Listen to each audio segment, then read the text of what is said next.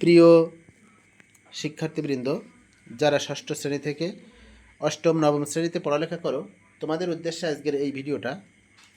তোমরা কিভাবে পড়া মুখস্থ করবে সে বিষয়ে কিছু টেকনিক।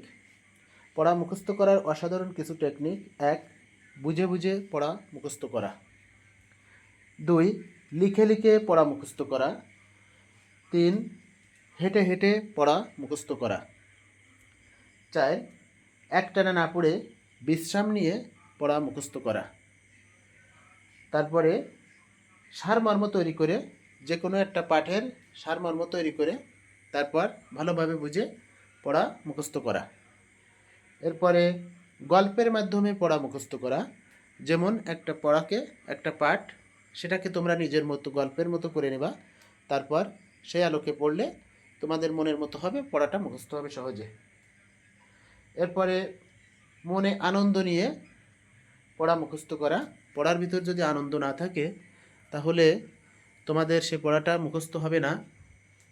তাই সবসময় মনের ভিতরে আনন্দ রেখে পড়াটা মুখস্থ করবে।